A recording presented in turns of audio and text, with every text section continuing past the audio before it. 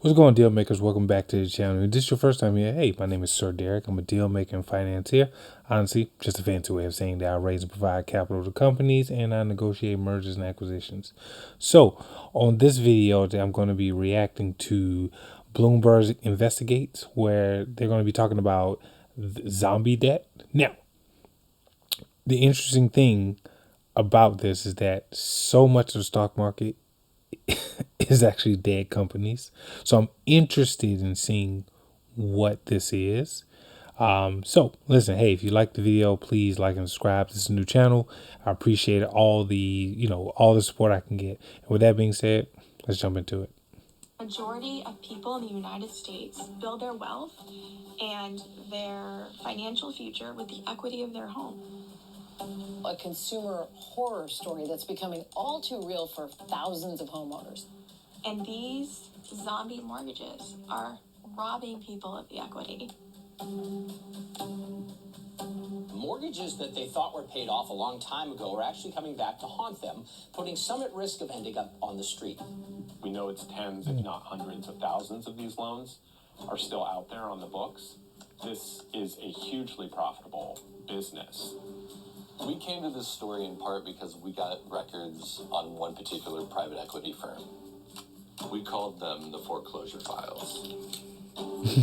Foreclosure files. And we decided that we had a unique chance to really get inside this business and figure out how it operated. We can see how much money people are making. A lot of times they're able to get 10, 20, even 30 or 40 times their initial investment.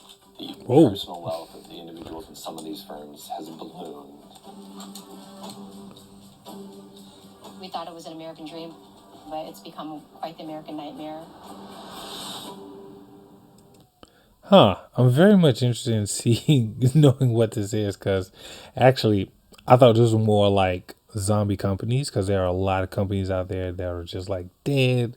They're just basically shelf companies that are being traded, from one company to this company, rising stock. I mean, it's a huge Ponzi scheme. So I'm very much interested in this. I didn't realize they were going to be talking about mortgages. So yeah, very, very much interested. All right.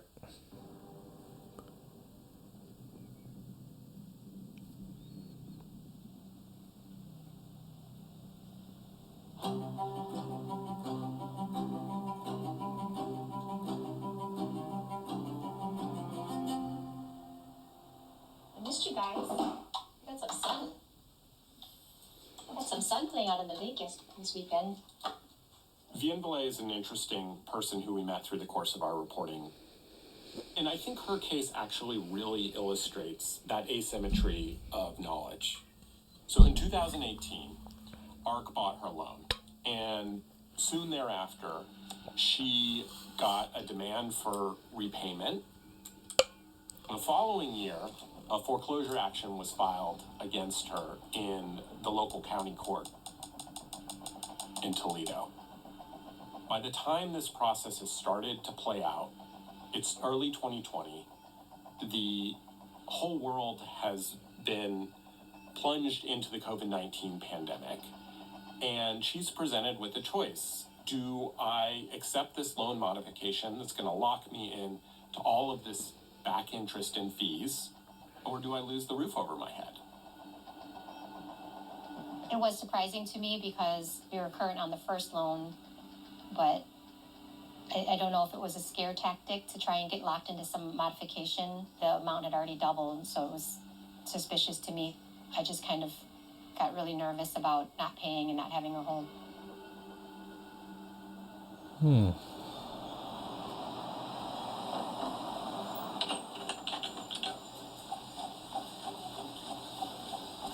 Another thing, in the finance industry, I've been in finance for like 17 years, and there's so many.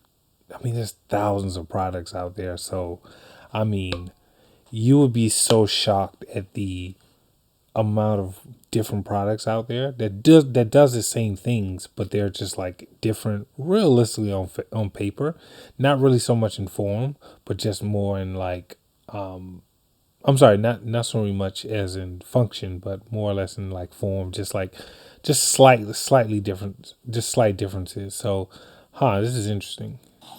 One of the things that's so Kind of wish they get to it. interesting about this trove of documents that we were able to review is we could really understand how one of these businesses organizes itself. So this starts from the process of acquiring these loans, often from banks and other financial firms, to doing the underwriting and due diligence to actually figure out which ones were going to be the best to collect on, to actually having a team of asset managers who were trying to figure out how best they were going to be able to collect on these debts. It is so explicit that we could see in the spreadsheets that there is, once these pools of loans or loans become profitable, there's even a column that says like in the money, and it was like a yes or no. These are properties that appear in the foreclosure files, right? Yeah. But have not been assigned in the data at this point to ARC, right? So it's, Jesus, those are all their loloans? they're all in their books somewhere. Those are That's just 4 states. Whoa. No, That's the data set that we've been using to door knock. Yeah. Because then it like focuses you. We've got this huge pool of 10,000 loans. We've knocked on doors where Oh, we wow. know it's been assigned to 10,000. ARC, but the borrower has no idea. and you ask them like, have you heard of this company? And they're like, I have no idea. But then in 2 weeks they might hear, right? They might get a letter. So we've not. Okay. We're like more than halfway through the video. So okay. So what I'm assuming is that, so this is where, so every bank will either hold the loan that they create long term on their balance sheet, and long term could be over a year, right? And then you have where like they'll sell it off. They'll sell it off in the in the secondary market. They might sell it to a PE firm or a pension fund or something like that, right? So it seems like these are just like very aggressive pension funds that might be violating the contracts if they're trying to collect on the interest like immediately, like maybe doing sale clause or something like that. I'm not really sure though. I mean, what's probably going to end up happening. I'll probably have to look deeper into this and like hopefully there's a bigger documentary. This just came out like 3 days ago, so it could just be super new and everything. But the foreclosure files, interesting. Knocked on between Noah and I probably like hundreds of doors. You drive around these communities and you can see how widespread it is. This is the financialization of housing. It's really just a number on a spreadsheet. And if you've been paying your first mortgage, Yes, it is. and they can see what your home's worth, that's a prime candidate for them to sort of swoop in and start foreclosure proceedings. In most cases, they want to get people on a payment plan because they're paying pennies on the dollar on the debt. And then if they can get you on a payment plan, that often includes a down payment, they get money immediately, and then they're getting monthly payments. And then once it's sort of viewed as like good debt, they can sell that again to somebody else. Also, once they get people on a payment plan, the legal rights of the homeowner really start to wash away because like you agree that you owe this money, and so you're now on a plan for debt that you probably didn't owe. You don't want to think that you're going to be out on the streets with your kids. Our dream was to have a house, and we wanted to maintain the house for our children. So we kind of just signed it away and agreed to the modifications. When you're desperate, that's when, people try to take advantage of you financially. Okay, I think I know what's going on here. Why should someone lose their home and all their equity? Because some Wall Street bro wants to make more money off somebody. Like, making a profit of a 10% return on the investment is just not enough. They need 1,000% returns on their investment.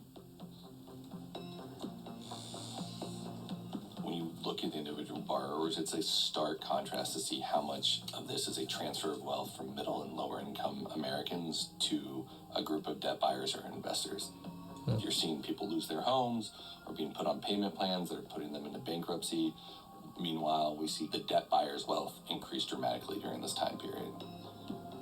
what our reporting really shows is that the tangible harm is happening. And this is an area where there's effectively no cop on the beat right now. And the question is, anyone going to pick up that work, or are these homeowners just going to be left, to defend themselves?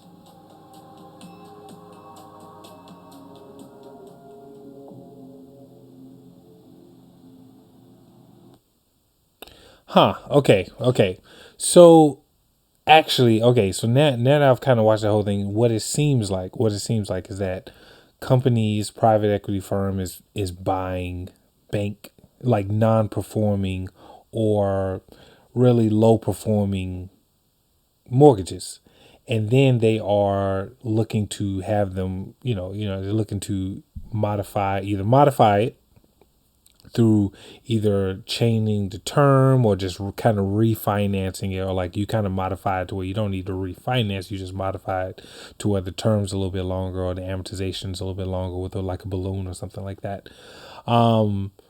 Or they need to, I guess, so I guess that makes sense now that because they are, let's say if they're 6 months behind, they can do, because of due on sale clause, they're able to actually foreclose on them and things like that. So they're trying to get them to modify their contract or their mortgage. Okay. That's not really that bad. I mean, yes, they are buying these on pennies on the dollar. And pennies on the dollar is like anywhere between 30, 40, 50 cents, maybe even upwards of 60 cents on the dollar, depending on how bad they are. So I wouldn't really say this is it's a bad thing they're doing. I'm not going to say, I can't really say that, especially being in finance and understanding it, and everything. I think definitely the headline is more sensationalized, is more sensationalized to grab headlines and stuff like that.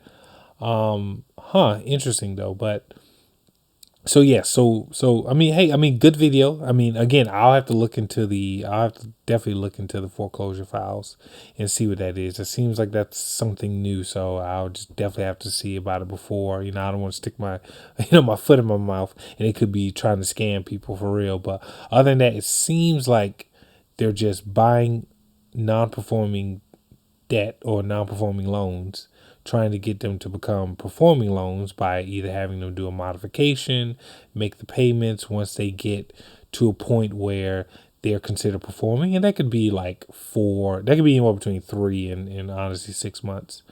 And then they can sell it back off for X amount of money and everything. This is great if you can buy credit card debt at like pennies on dollars, like 10, 15, 20, 25 cents for non-performing credit cards, and then have those reperform, and everything. I actually knew a guy who ended up buying, I think it was like either 25 or $50 million of old credit card debt. Then he ended up getting it to perform. He spent about a year or two to get it back to performing and everything, and sold that portfolio and kind of built up. I mean, I wouldn't say he's a billionaire, but he's definitely a center or a few hundred millionaire.